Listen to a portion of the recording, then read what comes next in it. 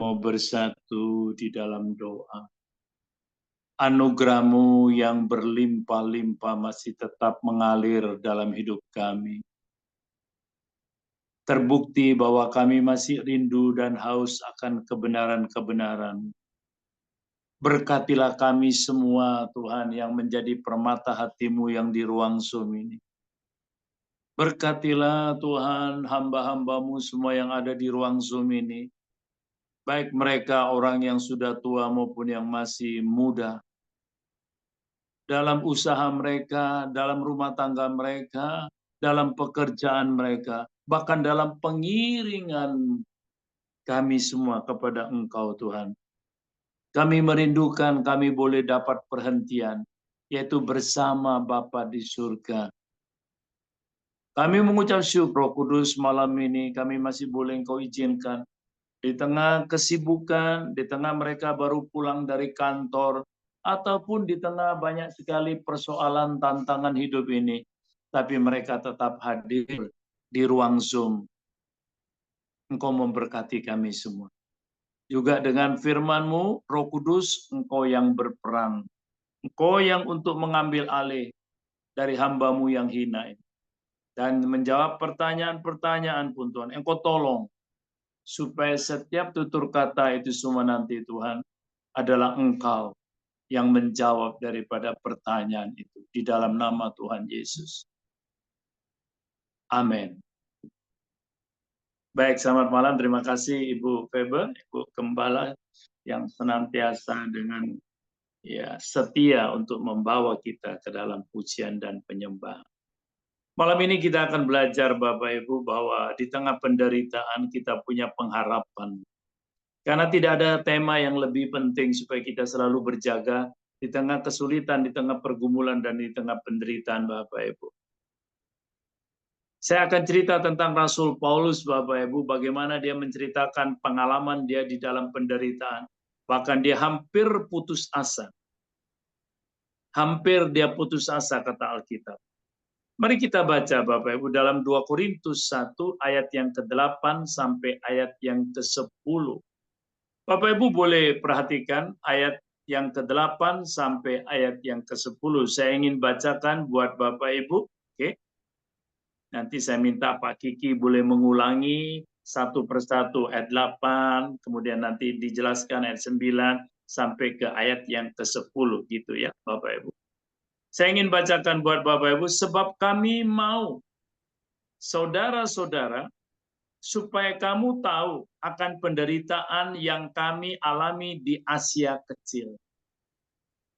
Beban yang ditanggungkan atas kami adalah begitu besar dan begitu berat, sehingga kami telah putus asa juga akan hidup kami. Ayat yang ke-9. Bahkan kami merasa seolah-olah kami telah dijatuhi hukuman mati. Tetapi hal itu terjadi supaya kami jangan menaruh kepercayaan pada diri kami sendiri, tetapi hanya kepada Allah yang membangkitkan orang-orang mati. Ayat yang ke-10, Bapak Ibu.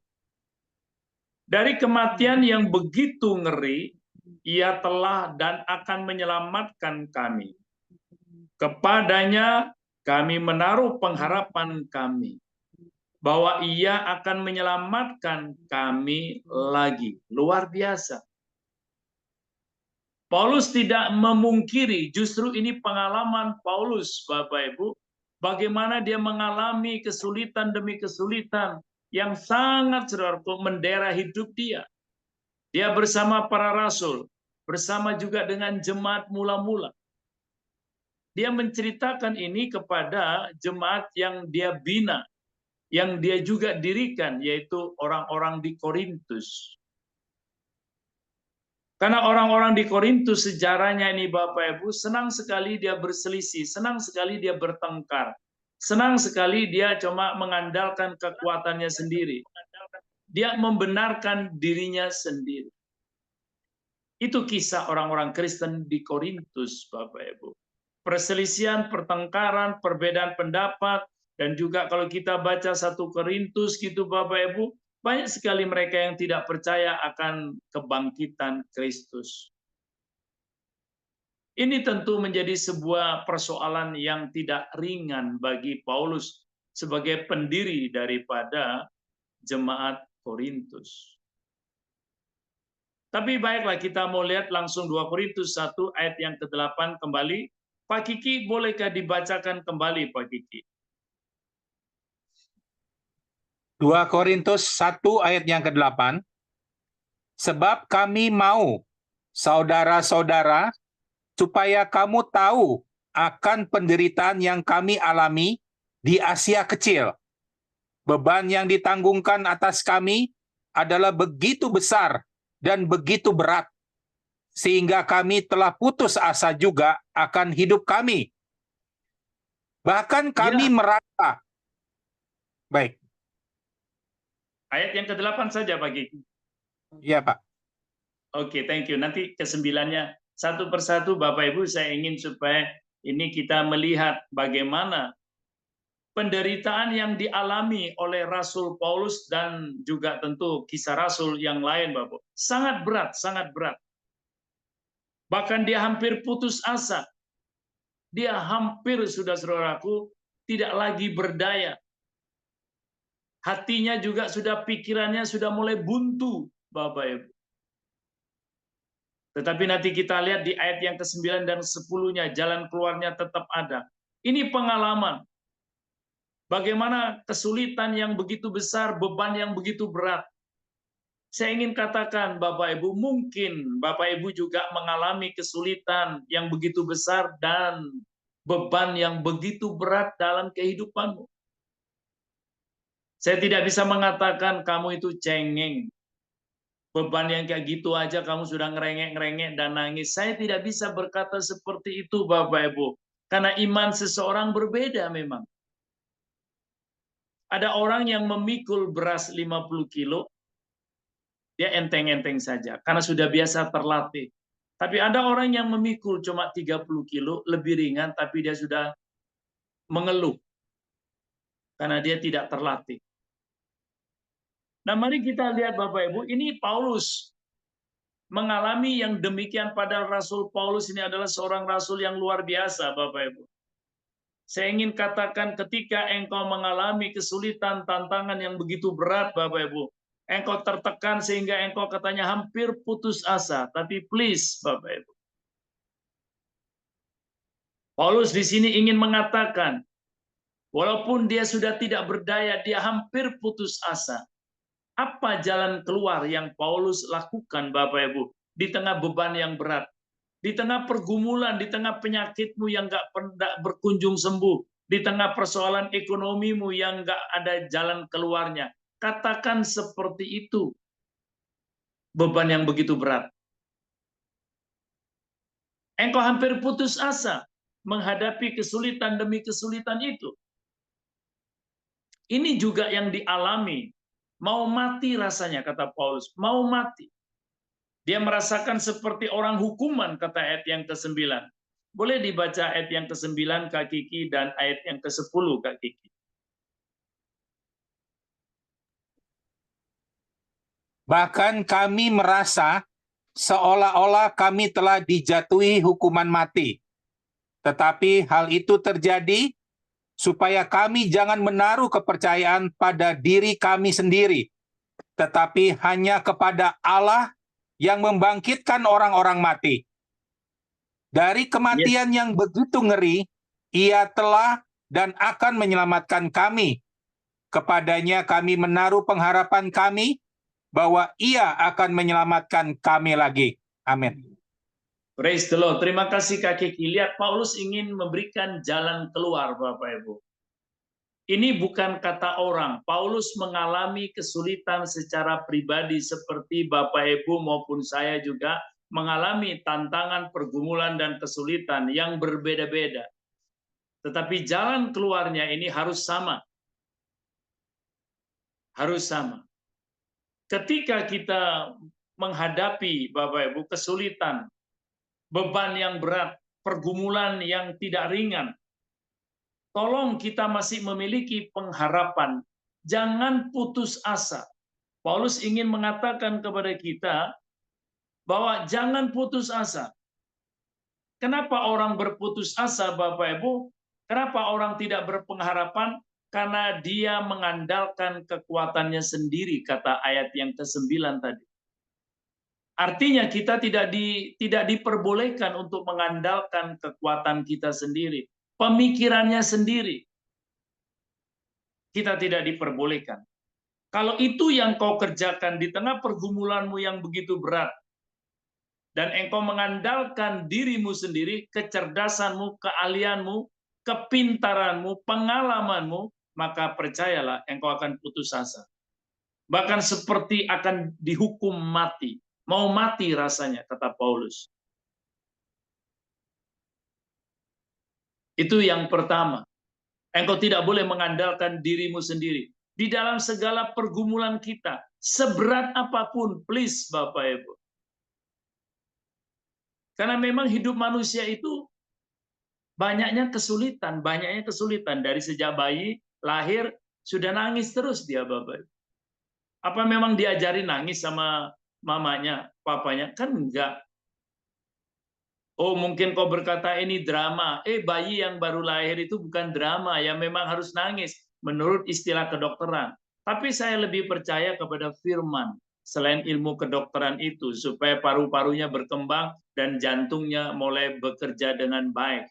Bayangkan kalau bayi itu tidak nangis, berbagai macam cara dokter akan lakukan supaya paru-parunya bisa berkembang. Itu istilahnya. Tetapi saya ingin katakan Bapak Ibu, bahwa Alkitab tidak pernah keliru.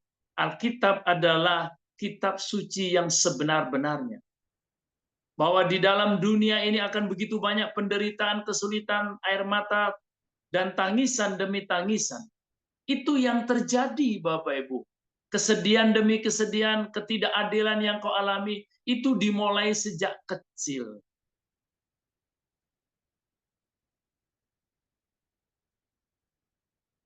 Yang kedua, Paulus ingin mengatakan, percayalah, aku sudah mengalami beban yang begitu berat, sampai rasanya mau mati dan aku mau putus asa. Tetapi dia ingat bahwa Tuhan mampu membangkitkan orang-orang mati. Kata ayat yang ke-9, Tuhan mampu untuk membangkitkan orang mati. Artinya Tuhan juga mampu menolong saya. Di tengah banyak sekali kesulitanku, Tuhan pasti mampu menolong saya. Katakan amin Bapak Ibu.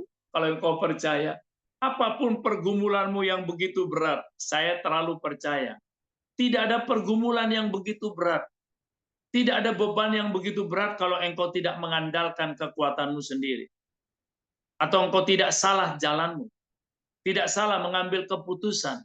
Maka sebenarnya jalan yang kita tempuh adalah jalan yang nyaman. Tapi ketika engkau menaruh kepercayaan pada dirimu sendiri, itu akan membuat engkau susah. Makanya Tuhan berkata, kita harus percaya kepada Allah yang membangkitkan orang-orang mati. Apa maksudnya? Orang yang mati aja dibangkitkan, masa persoalanmu, pergumulanmu, penyakitmu, kemiskinanmu, apapun yang membuat engkau rasa bersedih dan kemudian engkau jauh dari Tuhan. Tuhan tidak mau engkau jauh dari Tuhan. Apa masalahmu yang paling besar? Nggak usah digede-gedein masalah kita ini Bapak Ibu. Dia lebih besar daripada apapun. Tuhan yang kita sembah lebih besar daripada apapun. Kalau engkau tidak menaruh ini, hanya engkau ikut mendengar dan kemudian saudaraku tidak engkau praktekkan ketika ada masalah, ketika ada tantangan, engkau tidak mempraktekkan ini, engkau hanya mendengar, lalu engkau lupa, engkau pasti tertelan dan tergerus serta terbawa arus persoalanmu. Tuhan kau lupakan. Maka tidak heran banyak orang yang tersinggung, marah, kecewa, iri hati, luka batin, benci, dan segalanya. Karena engkau tidak pernah memperhatikan firman. Di ayat yang ke-10, dari kematian yang begitu ngeri, ia telah dan akan menyelamatkan kami. Bayangkan ini janjinya, he is a promise. Dari kematian yang begitu mengerikan nih, yaitu kebinasaannya Andiono mestinya, tapi dia juga teladan akan menyelamatkan kita semua. Kepadanya kami menaruh pengharapan kami bahwa ia akan menyelamatkan kami lagi. Taruhlah pengharapan itu hanya kepada Yesus Kristus. Ini poin yang ketiga yang dia kasih jalan keluar. Jangan engkau berharap kepada manusia. Jangan engkau berharap kepada siapapun. Berharap kepada satu-satunya pengharapan kita. Ini memang tidak mudah Bapak Ibu. Engkau main coba instan. Seringkali kita mau main di arena yang singkat-singkat, instan-instan. Nggak bisa. Ikut Yesus tidak mungkin tidak lewat proses. Tidak mungkin. Percaya kepada Yesus pun, beriman kepada Yesus seperti Abraham, tidak mungkin tidak lewat proses. Semuanya lewat proses, lewat tantangan, lewat pergumulan, lewat penderitaan. Maka penderitaan itu sebenarnya menjadi kawan kita, Bapak. Teman seperjuangan kita. Kesulitanmu, kelelahanmu dalam hidup itu sebenarnya adalah teman seperjuangan kita untuk membangkitkan dan menyadarkan kita. Jangan takut dengan kesulitan dan tantangan. Paulus sudah mengalami ini begitu banyak. Tidak usah saya ceritakan ya pengalaman Paulus yang begitu banyak di Alkitab. Tapi yang penting dia katakan, jangan mengandalkan dirimu, jangan percaya pada dirimu.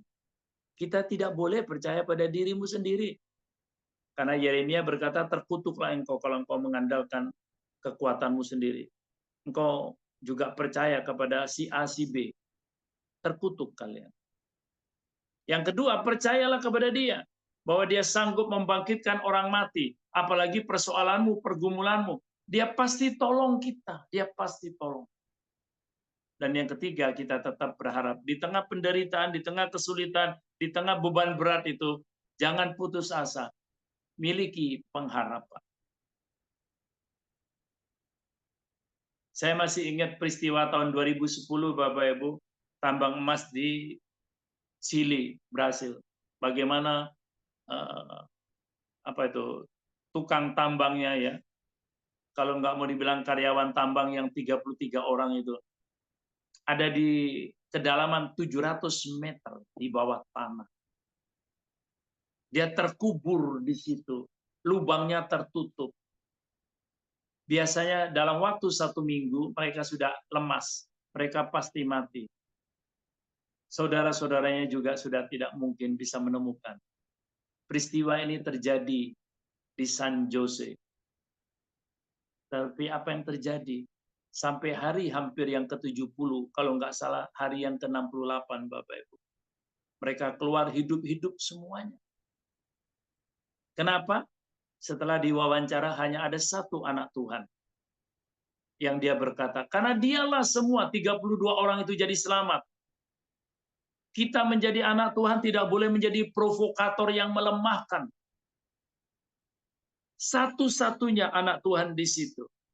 Dia percaya, dia berharap terus, walaupun tidak ada alasan untuk berharap. Tapi dia percaya akan mustahil yang mujizat itu Tuhan bisa lakukan itu. Ya, makan itu sehari 3 kali 1 sendok saja. Engkau mau mengeluh gimana? Persediaan makanan makin menipis. Air pun juga minumnya 1 sendok. Tidak boleh lebih. Bagaimana mereka yang histeris, saling akan merampas dan merampok, akan kanibal. Begitu mengerikan kondisi di bawah itu, Bapak Ibu. Tapi di bawah satu komando, dia yang sering kali berdoa, dia yang sering kali anak Tuhan ini melakukan hubungan yang intim dengan Tuhan. Wibawa Allah turun, kuasa Allah turun. Bukan berarti tidak ada pertikaian. Dia bisa meredakan, dia bisa membawa damai. Dan akhirnya apa yang terjadi? 33-nya semua selamat hanya karena 1 orang. Bapak Ibu, bisakah kita seperti dia? Di tengah kita memiliki tantangan dan pergumulan hidup, di tengah dunia ini Bapak Ibu, di tengah tetanggamu, keluargamu, sanak familimu yang gonjang-ganjing, walaupun dia rajin ke gereja, walaupun dia aktivis gereja, tidak dijamin bahwa dia beriman sungguh-sungguh. Bolehkah kita memberikan dia keteduhan dan ketenangan? Ada pengharapan di dalam Yesus. Seberat apapun, sehebat apapun tantanganmu, jangan pernah putus asa dan menyerah. Kalau orang mati saja dibangkitkan, masakan kita tidak ditolong? Tuhan yang kita sembah adalah Tuhan yang suka menolong. Persoalannya, engkau mau berubah, engkau mau benar nggak hidupmu? Kan itu Bapak Ibu. Ini penting ya. Jadi ada 3 hal di tengah pergumulan yang berat. Paulus memberikan jalan kita keluar. Jangan andalkan dirimu sendiri. Oke? Jangan. Jangan andalkan orang lain. Oh ya, minta doa boleh. Boleh dong. Ayo stop lagi dengan maumu sendiri. Yang kedua, percayalah. Percayalah kepada Allah yang membangkitkan orang mati. Artinya tidak ada pergumulan yang berat, tidak ada. Orang mati aja dibangkitkan. Seberat apa pergumulanmu? Hutangmu? Pergumulan yang lain kah? Penyakitmu? Itu semua adalah ringan di mata Tuhan. Persoalannya kamu percaya enggak? Dan yang ketiga, tetaplah berharap. Jangan mau tergoda dengan hal-hal dunia. Kita tetap fokus harapan kita kepada Tuhan. Dan pasti kita tertolong. Oke, itu saja Bapak Ibu. Mari kita berdoa. Tuhan, kami bersyukur pengalaman Paulus, bila kami yang sangat sederhana, kami yang jauh dari iman seperti Paulus ini, tapi kami mau untuk menerima nasihatnya, masukan daripada Rasul Paulus. Biar ketika kami menghadapi tantangan pergumulan yang hebat dan yang berat, kami tidak menggerutu, kami tidak bersungut, kami tidak menyalahkan Engkau Tuhan. Tetapi kami mau sungguh-sungguh tidak lagi mengandalkan kekuatan kami sendiri. Kami percaya kepada Engkau ya Tuhan. Mampukan kami Roh Kudus, mampukan, tolong kami. Di dalam nama Tuhan Yesus. Kami sudah berdoa, biarlah pengharapan kami adalah Engkau. Kami belajar berharap hanya kepada Engkau. Bukan berharap kepada hal-hal yang fana. Nama Tuhan ditinggikan, dimuliakan. Tanya jawab sebentar Tuhan. Beberapa pertanyaan yang sudah masuk, Engkau tolong Tuhan. Supaya Engkau saja yang menjawab ini. Hamba-Mu yang hina tidak mampu untuk menerjemahkan itu. Kecuali pertolongan-Mu Roh Kudus. Dalam nama Tuhan Yesus, memberkati kami semua. Amin. Baik Bapak Ibu, sekali lagi saya lebih suka acara ini adalah tentang pergumulanmu, tentang persoalanmu. Saya bukan tidak mau menjawab kalau kau tanya ayat ini, ayat itu. Tentu senang. Tetapi saya lebih senang karena memang institusi di program sejak itu Bapak Ibu kita sudah berjalan 3 bulan ini adalah saya mau pergumulanmu atau pergumulan keluargamu, pergumulan orang lain yang kamu tahu persis. Daripada sekedar nanya ayat ini, ayat itu. Bukan tidak boleh, tetapi saya lebih suka supaya menuntaskan pergumulan Bapak Ibu, gitu ya. Kak Ferry akan membacakan buat kita semua, karena saya minta supaya Kak Ferry kalau ada kata-kata pertanyaan yang tidak jelas, saya bisa dibantu oleh Kak Ferry, gitu ya. Disusun kembali, gitulah. Silakan Kak Ferry, thank you Kak Ferry. Baik Pak Andi, terima kasih untuk kebenaran firman malam hari ini. Ya Bapak Ibu, Shalom, kita akan masuk ke dalam sesi diskusi dan tanya jawab.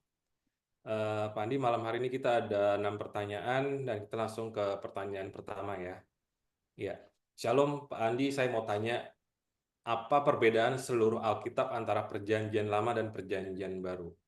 Dan kalau kita mengikuti Perjanjian Baru, seperti yang harus kita taati, salah satunya mengenai persepuluhan di Maleaki. Meski itu sudah ada pada zaman Abraham, namun di Perjanjian Baru harus 100%. Bagaimana seharusnya kita menyikapinya, dan banyak hal yang harus kita sinkronkan antara Perjanjian Baru dan Lama.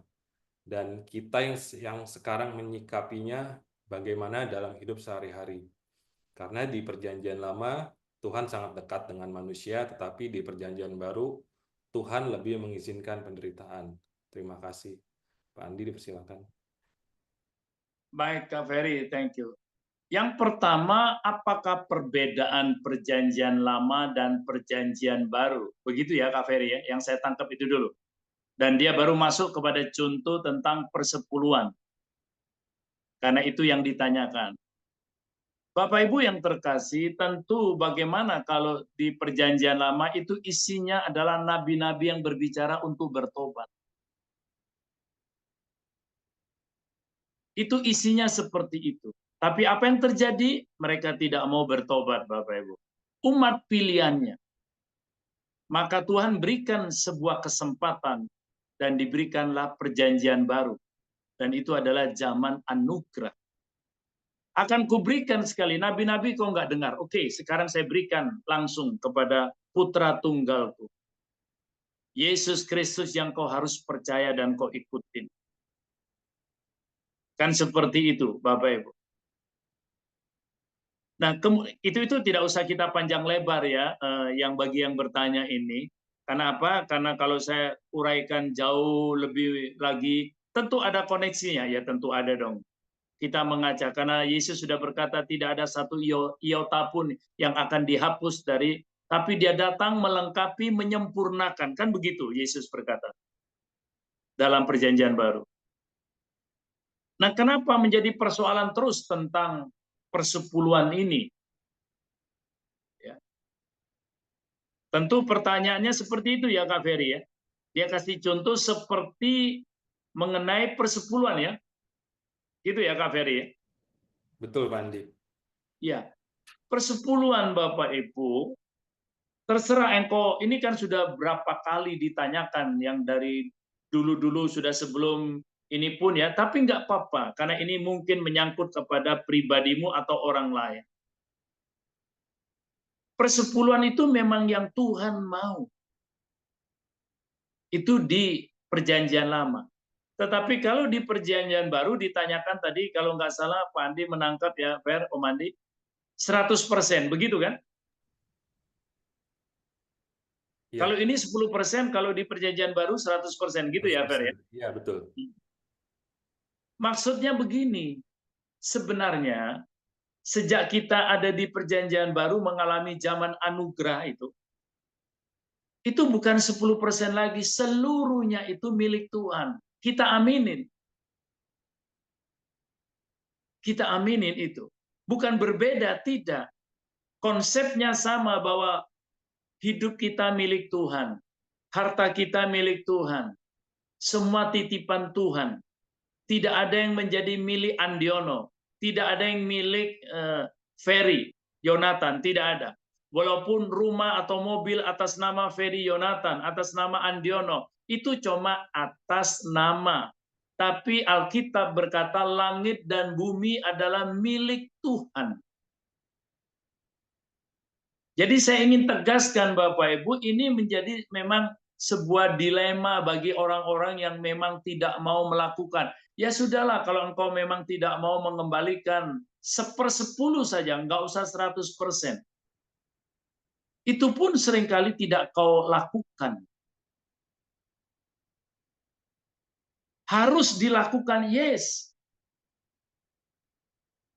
Harus dilakukan. Tetapi banyak orang kan, orang-orang Kristen, baik itu aktivis gereja, hanya saya tidak pernah untuk menyelidiki siapakah orang-orang di lingkaran saya, aktivis-aktivis saya ini mengembalikan atau tidak. Saya nggak mau pusing, saudara. Terserah wis. Tapi ini harus dilakukan. Kan saya katakan bahwa 1/10 itu seperti pagar. Memagari rumahmu, memagari perusahaanmu, memagari pekerjaanmu. Lalu harus ada benih yang ditabur. Sudah dipagari, kalau tidak ada benih itu gimana? Itu yang namanya persembahan khusus.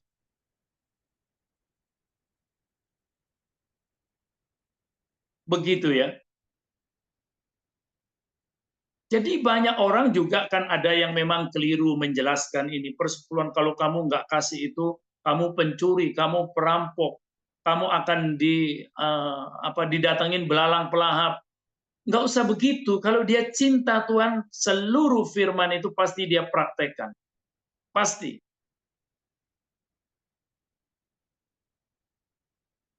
Dan bahkan kalau di perjanjian lama itu kitab Imamat tuh kan, engkau menunda itu, engkau kena denda 20%, 1/5. Oh, terjadi kontroversi lagi itu pasti. Saya nggak mau makanya untuk berputar-putar di persepuluhan itu. Periksa hatimu. Apa artinya sih persepuluhan itu? Nyawa kita aja ditolong, berkat aja Tuhan berikan. Kecuali engkau yang konsumtif, kecuali engkau yang egois, engkau tidak mau melakukan perintah, maka engkau sangat sayang. Maka engkau berikan itu untuk kepentingan pribadimu. Padahal persepuluhan penggunaannya begitu banyak. Begitu banyak. Bapak Ibu yang terkasih, tadi saya di puncak itu berjumpa dengan pemilik rumah yang Yudisa sewa gitu ya. Karena sewanya per bulan Bapak Ibu. Oke. Dia bilang dia tidak, saya karena bilang gini, tadi pagi saya minta maaf kalau ada suara saya yang mengganggu di doa pagi, saya tadi pakai di atas itu. Di ruangan atas yang kayak aula kecil gitu ya. Itu nyaman memang gitu loh Bapak Ibu. Oh dia nggak apa-apa, saya bisa lihat dari CCTV, Bapak lagi siaran, Bapak lagi memuji-muji. Saya pernah masuk ke gereja kok Pak. Saya pernah dengar kok juga.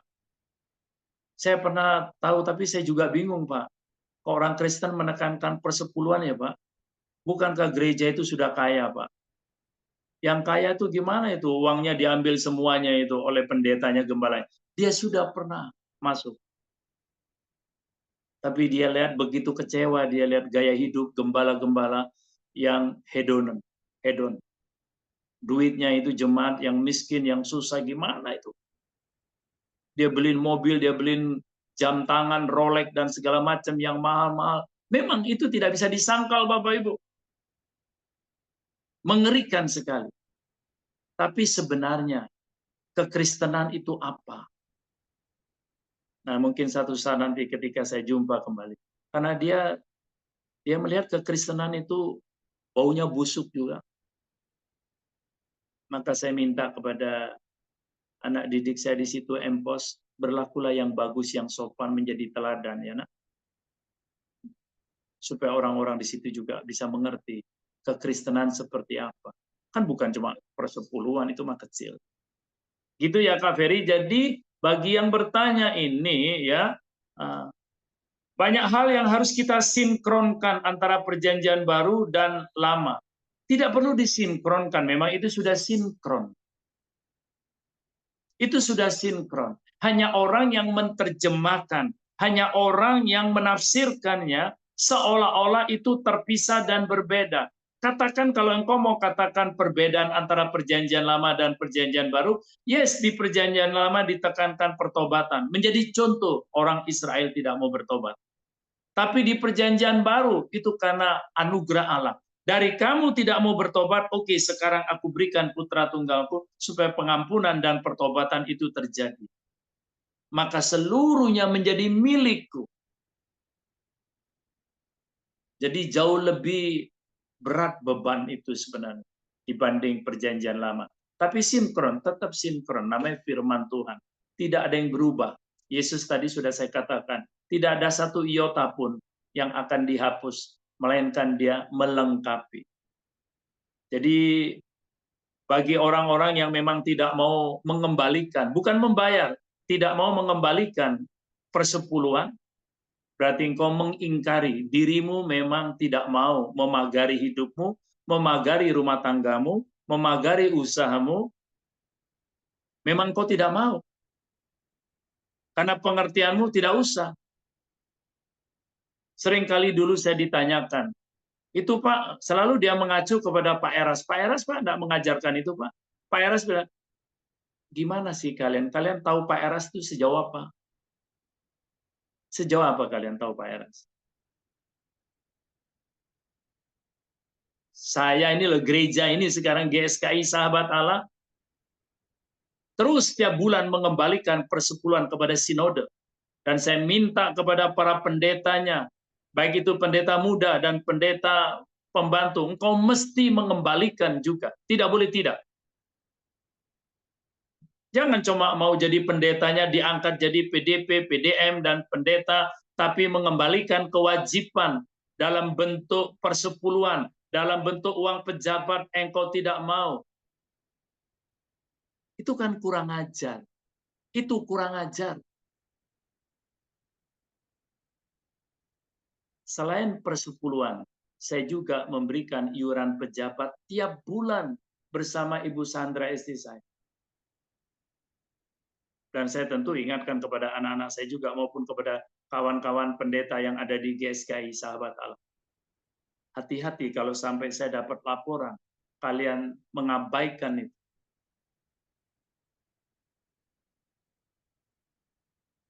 Gitu ya, Kak Ferry? Baik Kak Ferry, supaya dalam kehidupan bagaimana ya sekarang menyikapi kehidupan sehari-hari, ya kehidupan sehari-hari ya tetap lakukan dengan perjanjian baru. Sudah kita tinggalkan perjanjian lama, itu sudah menyempurnakan perjanjian baru. Lakukanlah semua yang ada di perjanjian baru. Lalu kau bingung mungkin kah? Perjanjian baru kan 100% nih Om. Aku mau makan apa nih Om? Kan gitu mungkin ya dok.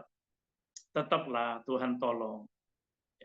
Engkau nggak usah 100%, tapi engkau sadari bahwa hidupmu itu semua milik Tuhan. Bukan berarti 10% kau berikan, lalu 90% itu engkau bisa foya-foya. No, engkau harus tabur. Tabur di mana? Entah itu uang gedung, entah uang misi. Itu penting itu. Itu penting. Taburan yang paling menuai, paling bagus adalah di misi. Karena itu jantungnya Tuhan. Maupun juga bisa di gedung. Yes. Gitu ya. Oke Kak Ferry, saya kira itu jawaban saya. Lanjut Kak Ferry. Baik, Pak Andi. Terima kasih jawabannya.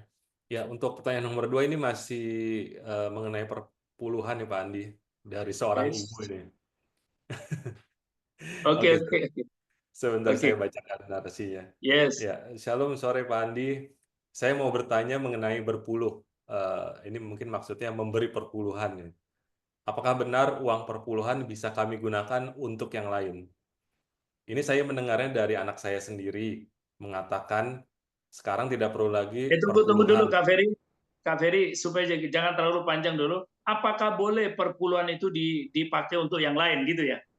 Ya, betul Pak Andi. Tidak boleh. Ngawur aja anakmu itu. Maafkan Bu, maafkan saya. Ya, ngawur aja. Perpuluhan ya perpuluhan. Masa dipakai untuk yang lain? Jangan. Firman-Nya tidak pernah mengajarkan gitu. Alkitab tidak pernah mengajarkan gitu. Baik di perjanjian lama maupun perjanjian baru. Jangan kau abaikan tentang persepuluhan itu. Jangan kau anggap itu sepele. Jangan kau anggap kecil. Kata Matius 23. Oke, saya baca dulu. Kak Kiki tolong dibacakan dulu Kak Kiki. Matius 23 ke 23 Kak Kiki. Coba ya kita lihat dulu. Fer, di hold dulu sebentar Kak Ferry. Mumpung saya ingat. Matius 23 Kak Kiki. Matius 23 ayat 23 ya Pak Andi? Yes Kak Kiki. Celakalah kamu, hai ahli-ahli Taurat dan orang-orang Farisi. Hai kamu orang-orang munafik, sebab persepuluhan dari selasi, adas manis, dan jintan kamu bayar. Tetapi yang terpenting dalam hukum Taurat kamu abaikan, yaitu keadilan dan belas kasihan dan kesetiaan. Yang satu harus dilakukan, dan yang lain jangan diabaikan. Amin. Ya, thank you Kak Kiki. Ini berbicara bahwa tidak boleh disalahgunakan persepuluhan itu. Mesti dikembalikan pada porsinya, walaupun itu kecil atau besar, itu bukan urusan. Nah, biasanya manusia itu kalau kecil, oke lah, seperti gini nih, adas manis, jintan, selasi, yang kecil-kecil gitu kau kembalikan. Tapi giliran ini gede, puluhan juta, bahkan ratusan juta, wah, kau sudah mulai mikir. Ini nggak benar, ini nggak boleh nih. Nanti ini Pak Gembalaku Andiono ini bisa jalan ke luar negeri terus. Karena ini terjadi Bapak Ibu. Ini terjadi. Yes. Tidak boleh engkau 1/10 itu kau kembalikan yang kecil-kecil itu, tetapi engkau melakukan yang tidak adil. Keadilan belas kasihan itu engkau tidak lakukan, kesetiaan itu tidak kau hiraukan. Padahal itu dua-duanya engkau tidak boleh lalai. Engkau tidak boleh lalai. Yang satu kau perhatikan, yang lain tidak boleh kau abaikan. Tidak boleh lalai dua-duanya. Mesti keadilan kita, berbagi kasih, persepuluhan tetap jalan. Gitu ya. Oke, lanjut Kak Ferry. Tadi supaya cuma jangan kepanjangan, tadi saya minta tolong supaya ini dulu. Tidak boleh dipakai, disalahgunakan itu ya, tidak boleh. Iya. Oke. Ini saya lanjutkan pertanyaannya atau gimana, Pak Andi? Iya, Oh pertanyaannya. iya. Terus, sorry, tadi kan masih panjang pertanyaannya itu Kak Ferry. Silakan Kak Ya, Ferry. lebih baik perpuluhan digunakan buat kebutuhan yang lain, buat membantu keluarga yang membutuhkan, dan mungkin juga ke kita sendiri kalau ada kekurangan sehari-hari. Kemudian Pak Andi, saya jengkel juga mendengarnya ketika melihat gereja besar dalam kita memberi perpuluhan. Apa hamba Tuhan tidak berlebihan? Mungkin ini maksudnya, apakah hamba Tuhan tidak berkelebihan gitu ya? Apalagi sebuah gereja besar dengan jemaat banyak. Pak Andi, Oke. saya bilang sama anak saya, Mama, menurut firman Tuhan, juga pesan dari suami, jangan melupakan perpuluhan. Kemudian ini ibu ini menceritakan ya, anaknya Pak gitu. Memang istrinya, istri dari anak ibu ini, mengajarkan anak-anak tidak berbagi buat orang lain. Kalau kita aja belum cukup. Pak Andi, sekarang saya hanya mendoakan mereka saja, tapi saya coba menegur juga. Demikian Pak Andi. Ya, tentu Ibu tetap pertahankan kebenaranmu. Janda miskin dalam Markus 12, saya mau tanya. Kalian semua yang ada di ruang Zoom ini. Markus 12 ayat 41 sampai 44. Dia memberikan persembahan dan dia juga mengembalikan perpuluhan. Dia miskin. Menurut Bapak Ibu, janda Sarfat seperti apa? Itu miskin semua itu janda. Pelajari Alkitab dengan sungguh-sungguh. Saya mau ambil perjanjian baru saja deh.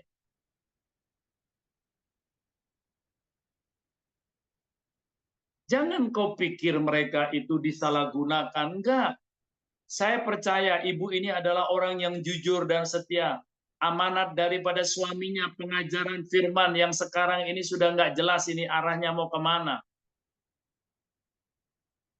Ada yang menekankan perpuluhan, itu buah sulung terus dikejar tiap tahun. Kayak debt collector aja itu pendeta dan gembala itu. Jangan begitu dong. Dan bagaimana kalau ada keluarga yang kekurangan? Kan gitu ya Kak Ferry ya. Bagaimana kalau ada keluarga? Memang kau Tuhan gitu. Tuhan nggak mampu menolong keluarga itu. Kalau engkau mentaati apa yang dia mau, apa Tuhan nggak mampu gitu untuk menolong keluarga kita? Sehingga engkau perlu ambil itu, perpuluhan itu dipindahkan kepada keluargamu?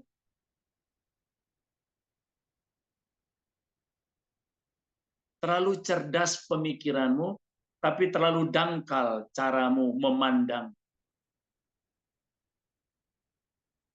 Oh kan saya pernah dengar tuh Pak, pendeta A ngomong gitu. Engkau nggak usah dengar pendeta, dia bisa salah, Andiono juga bisa salah. Tapi kau baca Alkitab baik-baik. Saya tidak mau pusing kembali soal perpuluhan Bapak Ibu. Dan dikatakan di sini, saya bingung nih Pak, kan gitu ya Kak Ferry ya. Dan saya jengkel. Ada gereja yang besar, perpuluhannya diambil semua oleh pendetanya, betul itu serahkan. Penggunaan persepuluhan itu ada 4 hal. Membagikan kepada orang yang susah, dipakai untuk misi, Dan memang sebagian itu adalah untuk orang-orang Lewi, yaitu para gembalanya itu sendiri yang mendapat bagian.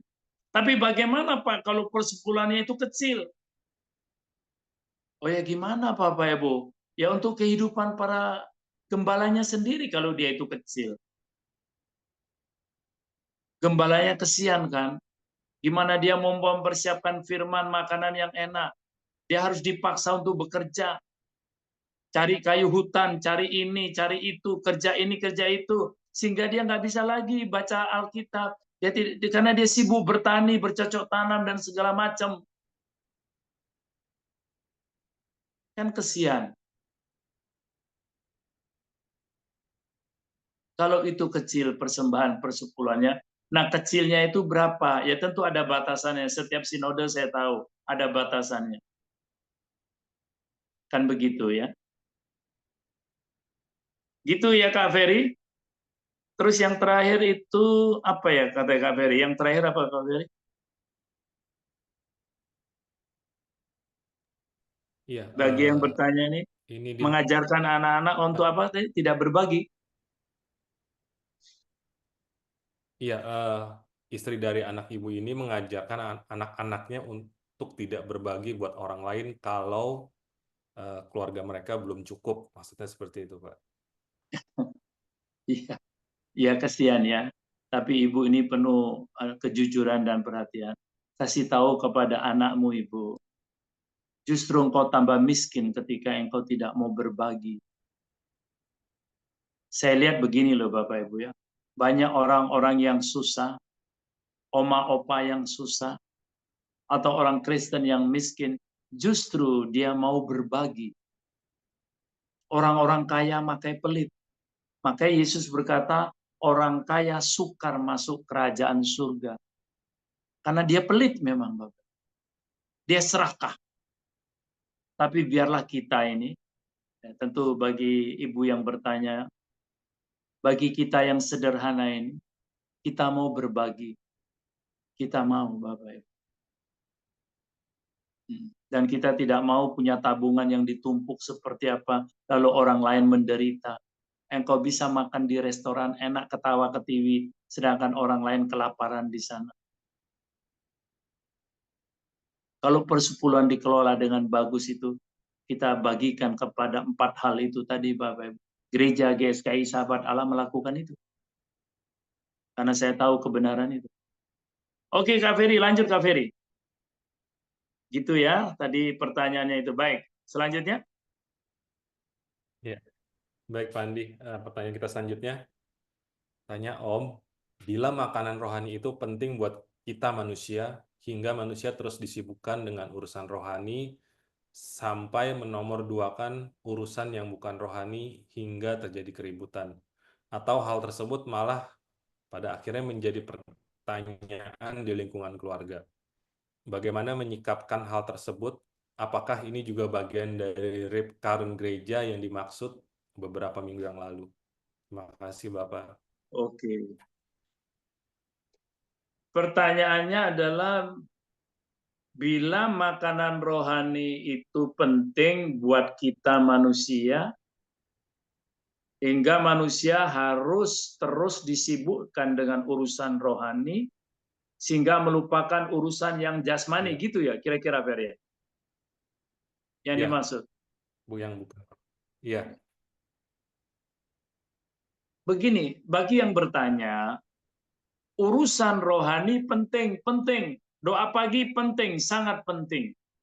Berdoa sangat penting, yes. Tetapi buat apa kita berdoa lalu kalau kita tidak bekerja? Jangan menomorduakan. Justru Adam ditaruh di situ ketika dia intim dengan Tuhan, ditaruh di Taman Eden, supaya dia bekerja, merawat, memelihara, dan seterusnya. Kita juga begitu, makanya saya lebih senang mengatakan, engkau bekerja itu bukan cari duit. Engkau bekerja itu bukan cari gaji yang besar. Engkau bekerja sebenarnya yang Tuhan mau menghadirkan the kingdom of God. Menghadirkan kerajaan Allah dari hidupmu, dari sepak terjangmu. Itu yang benar. Tapi kalau ini dia makanan rohani. Spiritualnya itu ditinggikan, tetapi yang jasmani engkau males, ya jadi gembel kalian itu. Kamu tuh mau jadi gembel apa, keluargamu mau kasih makan apa? Tuhan mau memberkati dari mana? Kalau saya tidak salah menangkap ya Om Ferry ini mesti dibaca yang benar nih Om Ferry. Kalau enggak aku bisa salah juga nangkepnya ini Om Ferry. Menomorduakan urusan yang bukan rohani, apa urusan bukan rohani? Artinya urusan yang jasmani kan? Kan gitu ya Kak Ferry? Iya. Iya, jadi kita tidak boleh atau menomorduakan yang jasmani, tidak. Justru kita berdoa, justru kita mau jadi saluran berkat. Dari mana kita bisa memberkati orang lain kalau kita tidak bekerja? Memang jual aset, mau seberapa lama jual aset kita? Kau mau jadi pengangguran, apa kata orang kalau kau wah asik banget di gereja tapi hidupmu susah, keluargamu jadi berantakan, anak nggak bisa bayar uang sekolah, nggak bisa bayar ini itu apa itu. Jangan gitu dong. Kok jadi memalukan Tuhan itu? Kerja. Entah jadi pemungut itu kayak apa kaleng-kaleng atau botol aqua kayak gitu-gituan dipungutin, dijual. Itu kan mahal harganya. Nggak boleh begitu. Sehingga terjadi keributan kalau nggak salah tadi ya. Dalam keluarga ya Kak Ferry ya. Iyalah. Gimana ini suami, hei, halo, suami, bekerja, Masya Allah. Istrimu mau dikasih makan apa memang? Anakmu mau dikasih makan apa? Apalagi engkau masih kuat, kecuali engkau sudah tidak kuat, kecuali engkau sudah rasanya mengalami cacat secara fisik atau cacat secara mental. Ya mau ngomong apa? Istri take over, ambil dong. Karena suamimu lagi cacat mental dan cacat fisik, atau salah satunya dia tidak bisa berfungsi, ya istri boleh ambil alih, boleh dong. Masa dua-duanya jadi nganggur semuanya? Kan nggak boleh begitu, Bapak Ibu. Firman tidak pernah mengajarkan kayak gitu. Apakah itu juga bagian daripada rip current? Yes, coba kita ulang lagi. Rip current itu apa sih? Arus yang memiliki kekuatan yang membawa kita jauh dari Tuhan. Ini kan istilah yang terjadi di laut ya Kak Ferry ya, rip current itu. Yang arus yang sangat mematikan. Bukan karena ombak, bukan karena gelombang, bukan karena tsunami, tapi arus balik yang memang membawa manusia itu jauh dari bibir pantai. Dan arusnya sangat kuat. Nah, di gereja juga banyak yang kayak gitu, Bapak Ibu. Mereka malas baca Alkitab, mereka malas ikut pemuritan, mereka marah. Pokoknya malas dalam hal-hal rohani semuanya. Tetapi ini ada yang malas dalam hal jasmani. Sama. Gimana engkau mau rohani terus sementara jasmanimu jadi terlunta-lunta kayak gitu, jadi minta-minta, jadi pengemis yang terhormat tuh jadi gimana?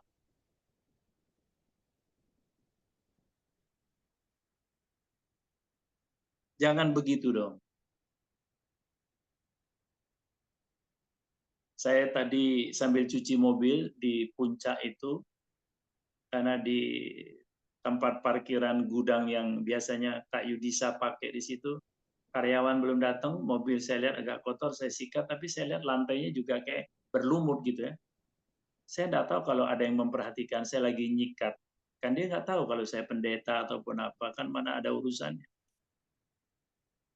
Dan ternyata ada orang yang memperhatikan ketika saya keluar. Pak rajin banget tadi mobil dicuci, lantai juga disikat.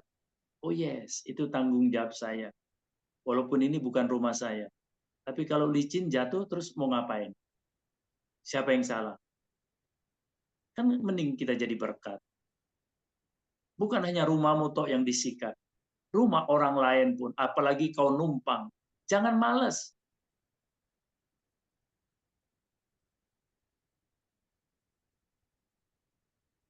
Jangan malas. Ada yang kotor sepel rumah itu, walaupun ada KM Pos di situ. Tapi kan dia juga capek. Apa salahnya kalau saya bangun lebih pagi dan saya ngepel di tempat itu? Memang keliru. Memang kurang harga diri saya. Justru Tuhan melihat itu semua. Jangan malas kalian. Mau ngepel, mau cuci piring, mau apa aja nggak mau. Lalu mau jadi apa kalau seperti itu? Orang yang rohaninya bagus pasti tampak kepada jasmaninya. Itu dia maksudnya. Itu pasti tampak. Gitu ya Kak Ferry ya. Saya kira itu cukup. Lanjut Kak Ferry. Baik, Pak Andi, pertanyaan selanjutnya. Izin tanya, Pastor, bagaimana cara mengatasi konflik dalam rumah tangga Kristen yang seringkali tidak terbuka atau tidak diselesaikan secara sehat karena takut citra rohaninya tercemar? Sehingga problem tersebut terjadi saat di dalam rumah saja, sedangkan pada saat di luar semua terlihat baik-baik saja dan harmonis. Demikian, Pak Andi. Iya, ini persoalan rumah tangga ya. Saya berharap bagi yang bertanya, selesaikanlah konflik itu. Oh ya, setiap kita pasti ngalami, Bapak. Setiap kita pasti ngalami, termasuk yang ngomong. Jangan kau coba untuk kita membias. Jangan. Setiap pergumulan, persoalan itu ada bagus, tapi kita mesti datang kepada Tuhan. Beban berat, datanglah. Tadi saya sudah katakan di dalam firman Tuhan itu, 2 Korintus 1 ayat 8 sampai 10. Pergumulannya begitu berat, tantangannya begitu besar. Tapi Paulus menganjurkan 3 hal itu. Selesaikan saya kira ya. Jangan pencitraan, tidak perlu pencitraan rohani kita, nggak penting. Yang penting dilihat Tuhan itu kita beres. Jangan sampai engkau khawatir tercemar ini itu, tapi nggak perlu. Pokoknya kita mau tampil apa adanya di hadapan Tuhan. Daripada kita mau pencitraan, gitu ya, Bapak Ibu ya. Ya. Jangan tidak terbuka, terbukalah. Saya kemarin di pemuritan saya kasih tahu salah satu contoh yang paling bagus adalah ketika pemimpin seperti Yesus tidak ada yang tersembunyi. Yesus berkata, tidak ada yang kusembunyikan, kata Yohanes. Paulus juga berkata begitu. Semua mengenal aku dalam kehidupan sehari-hari. Jangan ada yang kau sembunyi-sembunyikan. Tidak perlu. Baik di mata manusia, tapi belum tentu baik di mata Tuhan. Lebih bagus kita mau ngomong terbuka, ini aku Tuhan. Lanjut Kak Ferry. Masih banyak lah saya Fer ya. Ada berapa lagi nih Fer? Oke Fer, silakan Fer. Ya, kita masih ada 2 pertanyaan lagi, Pak Andi. Yes. Ini pertanyaan berikutnya dari seorang pria sudah berkeluarga dengan 3 orang anak. Mau tanya Bapak, apakah rumah tangga Kristen saat ini masih menjadi gereja kecil yang memuliakan Tuhan? Maksudnya rumah tangga pria ini, Pak. Atau sudah lebih banyak menyerupai rumah tinggal biasa? Nyatanya untuk kumpul doa bersama atau makan di meja makan bersama saja sulit untuk atur waktunya. Pertanyaannya, apakah rumah tangga ini masih bisa disebut sebagai gereja kecil? Bagaimana menciptakan gereja kecil di rumah tangga kita yang keadaannya sudah tidak bisa diatur atau tidak bisa diarahkan? Minta petunjuknya Bapak, saya pria dengan 3 orang anak. Demikian Pak Andi.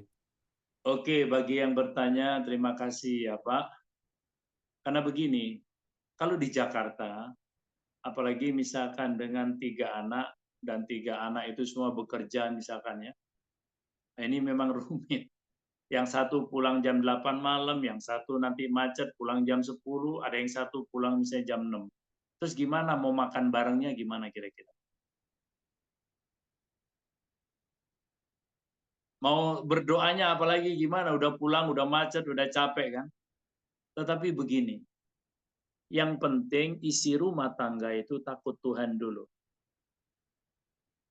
Kalau mau menyinkronkan di kota besar seperti ini, baik mungkin di Jakarta, di Surabaya, di Medan, di manapun kota-kota besar. 3 aktivitas anakmu ini berbeda-beda. Kan bukan satu kantor atau satu kuliah, satu tempat. Jadi pahami saja, yang penting sebagai orang tua kita tunjukkan keteladanannya. Ya syukur-syukur di acara momen-momen tertentu kita bisa keluar makan bareng. Disitulah momen yang kita bicara. Disitulah kita pergi bisa bersama-sama. Selain ke gereja, mungkin di dalam situasi-situasi apapun, mungkin pemuritan. Ada orang, anak-anak yang sudah pulang kantor, tapi nanti dia pergi ke rumah temannya main. Pulangnya bukan larut malam lagi, tapi subuh. Jadi kan bingung juga itu kayak gitu kan. Mau nyamakan gimana? Mau doa bersama gimana? Enggak apa-apa, yang penting bekali saja. Apakah rumah tangga itu dikatakan sebagai gereja kecil? Ya tentu, kitalah gereja itu kan, bukan gedungnya sekali lagi. Bukan gedungnya, gereja kecil. Oke. 2-3 orang berkumpul di dalam namaku, aku hadir. Kan gitu Yesus berkata begitu. Jadi kalau menurut saya Pak, tekankan aja kerohanian mereka. Untuk betul-betul, dan dia bisa praktekkan itu di tempat kerjanya. Jangan sampai rohani terus, kerja juga enggak, ataupun bekerja, nanti kelakuannya kayak dunia. Kan jungkir balik kalau kayak gitu. Justru kerohaniannya ditekankan, kemudian dipraktekkan di tempat kerja, di tempat bermain, atau dimanapun. Berikan mereka tanggung jawab. Bagaimana bisa menciptakan gereja kecil dalam sebuah rumah tangga? Kalau sudah keadaannya nggak bisa diatur, ya tetap kita yang mempertahankan. Karena gereja itu kan kita sendiri. Tunjukkan bahwa kita ini mau tetap, walaupun kita sendirian ini Pak, di rumah. Mungkin istri lagi arisan, atau istri lagi shopping, bapak di rumah sendiri, anak-anak belum pulang, entah anak-anak juga arisan, atau misalkan begitu. Ya sudah, bapak aja sendiri lakukan, dan Tuhan lihat itu kok. Ya toh. Kan nggak mau bapak rumah tanggamu berantakan kan? Jadikanlah itu lilin kecil yang menyala, percayalah, karena engkau imam, engkau rajin berdoa. Dan Tuhan akan lihat itu. Jadi para pria, para suami, kayak Kak Ferry ini. Oh, Kak Ferry ini walaupun udah pulang larut malam capek, dia masih berdoa terus juga. Mau tidur juga berdoa, nggak langsung mandi, udah tepar gitu. Enggak kan ya Kak Ferry ya? Karena dia punya tanggung jawab sebagai imam. Oke, lanjut Kak Ferry. Ya, ini pertanyaan terakhir Pak di saya. Ya, Shalom, selamat pagi Opa. Mohon maaf kalau pertanyaanku nanti tidak berkenan. Saya cuma ingin mengerti saja kok. Gitu. Ini pertanyaannya saya coba rekonstruksi ulang Pak Andi. Agak membingungkan. Mungkin seperti ini. Orang Muslim itu kan suka melakukan zikir. Apakah meditasi itu sama dengan zikir? Maaf, apakah meditasi itu sama atau tidak dengan zikir dan dengan doa Bapa kami?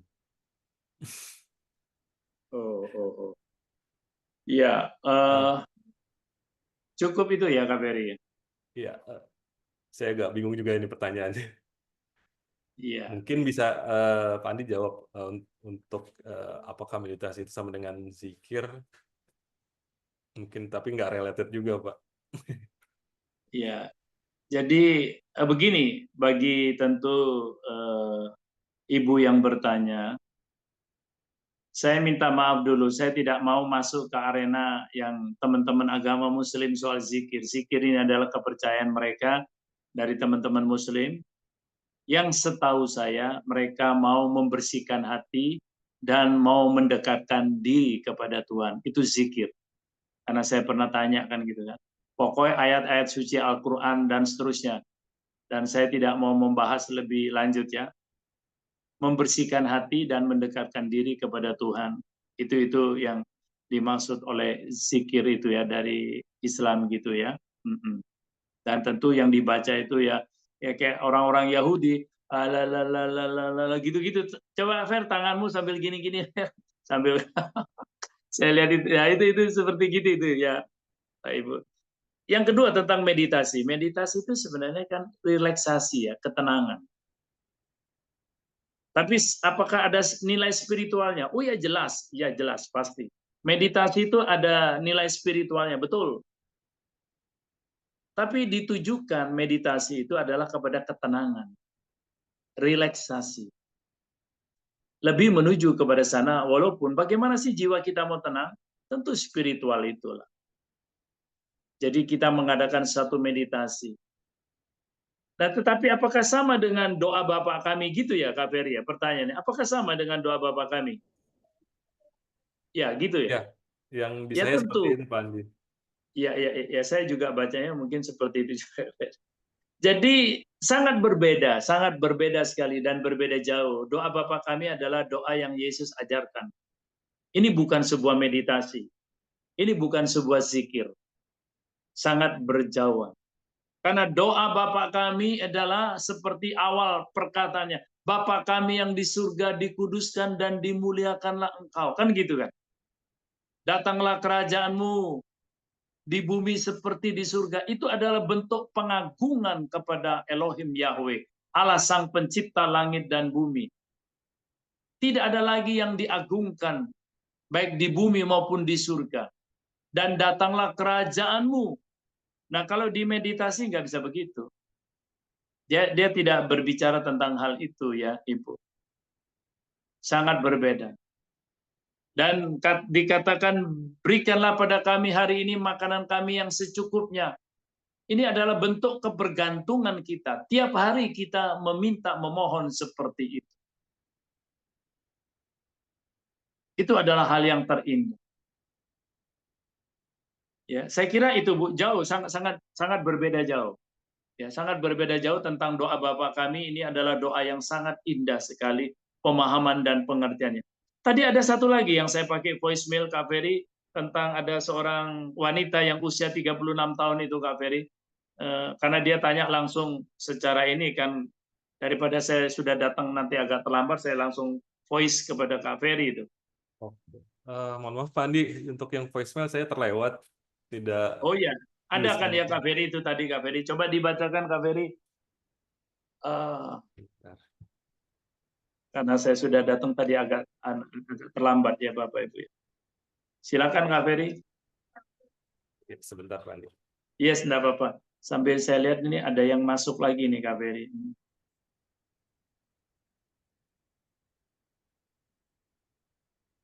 Sambil menunggu Kak Ferry, saya bacakan dulu ini ada yang bertanya. Salam Pak, aku mau tanya ini bagaimana cara hidup yang benar sebagai anak-anak Allah? Wow, tentu pertanyaan yang bagus ya. Cara hidup kita tentu, karena kita ini anak-anak Allah, anak-anak Tuhan, ya tentu kita mengikuti kodrat Allah itu sendiri. Kodrat ilahi, kodrat Tuhan seperti apa? Jangankan anak-anak Allah, kita disebut anak-anak keturunan Abraham aja kita mesti mengikuti seperti Abraham. Makanya target anak-anak Allah itu adalah seperti Yesus. Kalau kita bisa mengikuti teladan Kristus, itulah engkau disebut anak-anak Allah. Kalau kita tidak bisa mencapai target menjadi seperti Yesus, maka kita tidak bisa dikatakan anak-anak Allah. Maka Yesus dikatakan putra tunggal Allah. Nah, ini memang tidak bisa mudah, tetapi akan mudah ketika kita mengerti ya. Dunia ini terlalu banyak menggoda, dunia terlalu banyak untuk menyeret kita masuk ke dalam pusaran dunia. Dunia tidak mau kita itu menjadi pengikut Kristus, karena memang disitulah antikrisnya. Dia sangat membenci Kristus dan pengikut-pengikut Kristus. Cuma dia tidak bisa mengalahkan Kristus, itu udah pasti. Tapi yang dia bisa tipu, yang dia bisa kalahkan adalah pengikut Kristusnya. Mau kita disebut anak Allah, tapi engkau mau menderita enggak? Roma 8 ayat 17 itu begitu. Coba ya, Kak Kiki, bolehkah Kak Kiki masih hidup ada di situ kan? Satu ayat nih sebelum Kak Ferry itu. Kak Kiki, Roma 8 Kak Kiki, coba ayat yang ke-17 tuh Kak Kiki.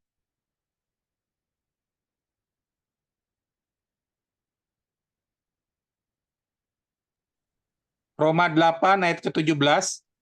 Yes. Dan jika kita adalah anak, maka kita juga adalah ahli waris. Maksudnya orang-orang yang berhak menerima janji-janji Allah, yang akan menerimanya bersama-sama dengan Kristus, yaitu jika kita menderita bersama-sama dengan Dia, supaya kita juga dipermuliakan bersama-sama dengan Dia. Amin. Wow. Jadi anakku yang bertanya ini tentu ini adalah hal yang baik. Mari kita mau berjuang betul-betul menjadi anak-anak Allah bagi kita semua nih ya, Bapak Ibu. Kalau kita anak, yang pertama tentu kita mendapatkan ahli waris. Itu janji Tuhan.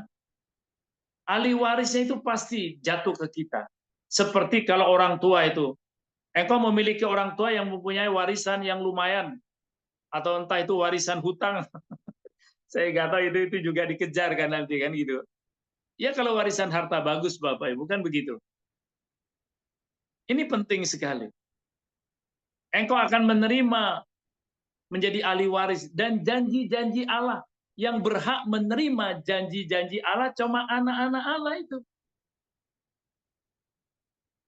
Jadi selain kita sebagai ahli warisnya, tetapi kita juga berhak menerima janji karena kita anak. Kan gitu. Tetapi di bawah ini yang paling tidak nyaman. Yang akan menerima bersama-sama dengan Kristus yaitu jika kita menderita bersama-sama dengan Kristus juga. Nah, persoalannya itu tadi yang saya katakan. Mau nggak ini Kak Kiki menderita juga bersama Kristus?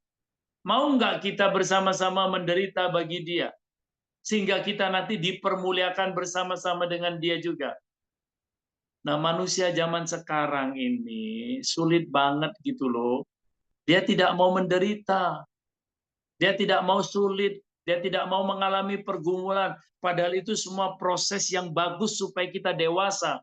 Supaya kita betul-betul mengerti tentang kekristenan yang sejati. Jadi itu yang saya ingin sampaikan. Kalau kita disebut anak, ya hidup kita yang benar gimana? Yang ngikutin aja semua yang Kristus lakukan. Pasti kita disebut anak. Barang siapa yang percaya kepada Yesus, Yohanes 1 ayat yang ke-12 sampai ke-14 bahkan diberikan kuasa. Yohanes 1 itu juga sudah menjawab itu. Tuhan memberkati ya, nak. Mari kita berjuang sama-sama untuk hidup benar. Bukan hanya sendirian engkau. Enggak, kita semua harus memang menderita ya. Ikut Yesus. Enggak ada itu ikut Yesus enggak menderita itu. Itu pengkhotbah palsu aja itu ngomong gitu itu. Iya. Oke, Kak Ferry sudah kembali lagi Kak Ferry tadi? Ya, Silakan Kak Ferry. baik Pak Andi. Ini dari seorang wanita. Pak Andi, saya mau tanya, saya selalu bertengkar dengan rekan sekerja di kantor. Kadangkala ketika di rumah, saya juga bertengkar dengan keluarga, maksudnya dengan adik ya Pak. Akhirnya saya menjadi orang yang hopeless karena selalu bertengkar, baik itu di kantor atau di rumah. Sepertinya ada yang keliru dengan hidup saya. Bagaimana ya Pak solusi dari Alkitab?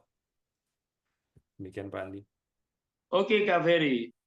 Wanita 36 tahun. Tentu engkau menyadari ini bagus ya. Cuma saya lihat kamu ini kayaknya sudah stres, hopeless ini. Kenapa mesti bertengkar? Kenapa? Kenapa harus bertengkar ya? Saya juga bingung kadang-kadang. Semuanya kan tidak perlu dipertengkarkan kalau engkau itu bisa ngomong baik-baik, punya kasih, punya hati seperti Kristus. Kenapa kita mesti bertengkar? Di kantor bertengkar, di rumah juga bertengkar dengan adik itu jadi maafkan saya bukan mau ngetawain ya. Ya Kak ya, bukan mau ngetawain Anda. Coba introspeksi dirimu. Enggak di jalanan juga bertengkar nanti. Bawa mobil bertengkar. Kalau naik mikrolet juga bertengkar. Atau naik bis nanti bertengkar. Ada yang keliru di jiwamu. Kenapa engkau begitu sensitif tentang pertengkaran itu? Dan bagaimana caranya? Lepaskan pengampunan, berdamailah. Berdamai. Katakanlah engkau benar. Katakan engkau benar. Tapi bukankah bagus ketika engkau membawa damai? Engkau adalah anak-anak Allah. Kan dikatakan begitu. bagi yang membawa damai, Matius 5 ayat yang ke-9. Engkau yang empunya kerajaan surga, kurang apa janji Tuhan? Walaupun engkau rasanya disinggung, dilukai hatimu, digores perasaanmu, katakan begitu. Ora apa-apa. Coba bandingkan dengan Yesus. Kita apakan tiap hari Yesus itu? Ayo, kita apakan Yesus tiap hari? Sangat mengerikan kan kita ini.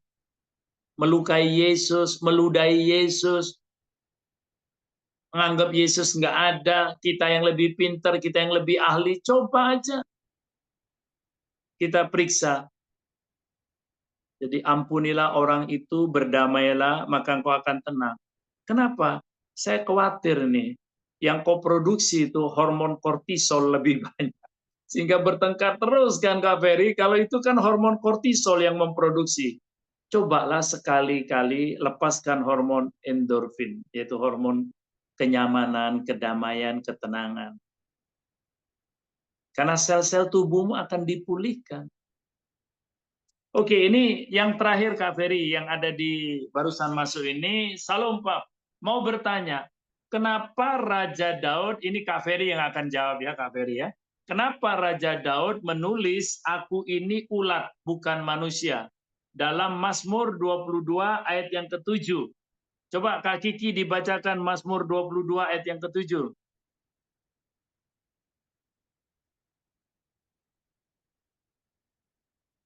Nanti Kak Ferry yang akan jawab ini. Mazmur 22 ayat yang ke-7. Yes. Tetapi aku ini ulat dan bukan orang. Celah bagi manusia, dihina oleh banyak orang.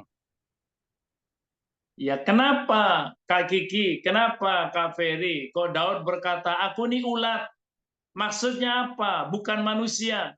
Aku ini dicemooh dan dihina orang banyak. Ini kesempatan Kak Ferry untuk menjawab, Kak Ferry. Iya, Pak Andi. Kalau saya lihat dari ayatnya, ulat ini kan kecil ya. Apa namanya? Boleh dibilang ini kayaknya dibandingkan dengan manusia gitu ya. Daud merasa dia bisa dia menjadi bahan hinaan untuk banyak orang gitu. Seperti itu. Iya, baik. Bagi yang bertanya, anakku, Daud berkata begini, aku ini cacing, aku ini ulat. Cacing gitu ya. Aku ini bukan manusia. Aku dihina, aku dibenci, aku dicaci oleh bangsaku sendiri. Dan oleh banyak orang, aku ini dihina. Nah, ketika kita mau melihat seperti itu, tentu kita lihat kenapa Daud ini, Mazmur ini berkata seperti itu. Kita akan melihat dari perikop awalnya dulu gitu ya. Daud merasa ditinggalkan. Allahku, mengapa kau tinggalkan aku? Tadi Kak Ferry menjawab bahwa Daud itu merasa dia kecil. Dihina oleh bangsanya sendiri dan dihina oleh banyak, dicemoohkan oleh banyak orang. Jadi Tuhan ingin menunjukkan kepada kita, walaupun engkau dihina, walaupun engkau itu bukan diperlakukan seperti manusia, tapi kita ini diperlakukan seperti cacing, seperti ulat, tapi engkau jangan pernah ragu, Allah tetap penolong kita. Allah tetap akan tidak membiarkan kita sendirian, maksud saya begitu. Allah tetap memperhatikan kita. Hanya itu menjadi sebuah perasaan yang muncul dari diri Daud, karena begitu banyaknya tantangan, persoalan. Seperti di ayat yang kedua, Allahku, aku berseru-seru pada waktu siang, tapi engkau tidak menjawab. Dan pada waktu malam, tetapi juga aku tidak tenang. Ini merupakan perwujudan daripada jiwa Daud. Karena banyaknya pergumulan. Kenapa? Aku mencari, aku berseru-seru, tapi waktu siang engkau juga tidak mau menjawab, waktu malam juga tidak kau jawab. Padahal engkau adalah Allah yang kudus, kata ayat yang ketiga. Ya, Kepadamu nenek moyang kami itu semua percaya, kata ayat yang keempat, kan begitu. Kepadamu mereka berseru, dan mereka semua ditolong. Tapi giliran saya ini, kenapa kau nggak tolong? Kan gitu itu. Aku ini ulat ya, aku ini bukan manusia. Ini kadangkala kita ini jengkel kan. Tuhan, kenapa engkau tidak adil? Apakah aku ini ulat? Dulu nenek moyangku engkau tolong, mereka terluput. Tapi kok aku ini kok nggak kau tolong? Kan orang itu suka begitu ya Bapak Ibu, mendramatisir ketika engkau dalam kondisi yang sumpek. Tuhan, aku sudah begini, aku sudah begini, aku sudah begini nih Tuhan. Tapi kenapa Tuhan nggak jawab? Malah Tuhan tinggalkan aku. No, bukan tinggalkan. Cara Tuhan itu sungguh spektakuler. Tinggal tunggu aja saat. Tapi Daud menyadari itu ya, kalau engkau baca selanjutnya ya nak. Ini rasa tidak puas, rasa apa ya, protesnya lah gitu. Aku ini ulat, bukan manusia. Sehingga aku diolok-olok oleh bangsaku, dicibirkan aku, dan dicemooh oleh banyak orang. Jangan takut walaupun kau dicemooh oleh banyak orang, tapi Tuhan tetap tidak pernah meninggalkan engkau. Orang boleh mencemooh, tidak usah marah. Orang boleh mengatakan engkau ini apalah, engkau ini susah, engkau orang nggak berpendidikan, engkau apapun. Jangan terpengaruh. Engkau tetap berharga di mata Tuhan. Engkau bukan cacing, engkau bukan ulat. Engkau berharga di mata Tuhan. Percaya. Ini hanya bentuk protes Daud. Kenapa orang yang lain ditolong, kenapa saya tidak? Bapak Ibu tidak usah protes seperti itu ya. Yang seperti Daud lakukan, jangan. Tuhan pasti tolong. Karena perikopnya juga sudah dia katakan. Dia tidak mungkin meninggalkan kita sendiri. Tuhan Yesus memberkati kita semua. Yang di kolom chat coba saya baca nih Kak Ferry, adakah di chat ini? Sebentar ya Kak Ferry, ini ada nih. Bukan, ini responnya Bu Retno saja. Oh iya ya, respon ya. Oke. Saja. Iya. Oke. Thank you Kak Ferry. Saya kira sudah selesai malam ini ya, dan di saya juga sudah tidak ada lagi yang pertanyaannya. Kita akan tutup ya Kak Ferry di dalam doa. Baik Bapak Ibu, kita akhiri estusi malam ini dan terima kasih untuk kebersamaannya, terima kasih untuk kesetiaannya sampai akhir. Engkau mungkin masih di kantor sehingga engkau buru-buru dan meninggalkan Zoom ini, atau engkau ada janji yang lain sehingga engkau meninggalkan, tapi saya sungguh memberikan appreciate penghargaan buat Bapak Ibu yang terus sampai akhir. Paling tidak ini engkau bisa mendapatkan pengalaman, satu saat ketika engkau ditanya atau apapun, mungkin engkau tidak mengalami sekarang, tapi satu ketika engkau mengalami seperti ini, engkau bisa menjawab ya. Mari kita mau berdoa. Bapa, kami mengucap syukur buat malam ini. Anugerah-Mu besar buat kami. Biarlah seluruh tantangan pergumulan hidup ini kami serahkan ke tangan pengasihan-Mu Tuhan. Sehingga kami tidak perlu khawatir, kami tidak perlu cemas, kami tidak perlu meragukan Engkau Tuhan. Buat iman kami bertumbuh terus. Mungkin iman kami cuma kecil Tuhan, tetapi iman yang kecil itu pun bisa merontokkan perkara yang besar. Mampukan kami untuk melihat itu supaya kami tidak lelah dalam hidup. Seperti yang Paulus katakan, dia hampir putus asa, dia hampir mati rasanya, begitu berat bebannya. Tapi kemudian dia dibangkitkan oleh Engkau ya Roh Kudus, sehingga dia mengerti kalau orang mati saja bisa ditolong. Kami pun, persoalan kami, pergumulan kami pun bisa ditolong. Dan kami mau menjadi anak-anak-Mu Tuhan, yang sungguh membanggakan dan memuliakan Engkau. Ampuni segala kekurangan, kelemahan kami, kemelesetan kami, dan biarlah mulai malam ini kami boleh tidur dengan tenang, dan kami juga boleh mengerjakan apa yang sudah kami dengar, dan ketika ada tantangan, pergumulan sehebat apapun, kami tidak akan pernah goyah. Kami tetap percaya, dan kami tetap memiliki pengharapan hanya kepada Engkau. Memberkati semua pertanyaan, memberkati semua yang ada di ruang Zoom, memberkati Kak Ferry, memberkati Ibu Gembala Febel yang terus setia untuk bersama, dan memberkati semua umat-Mu yang ada di ruang Zoom, dimanapun mereka berada. dalam nama Tuhan Yesus. Amin. Tuhan berkati. Selamat malam Bapak Ibu. Matur suwun, Makasih, Pak Pak Andi. Andi. Matur suwun.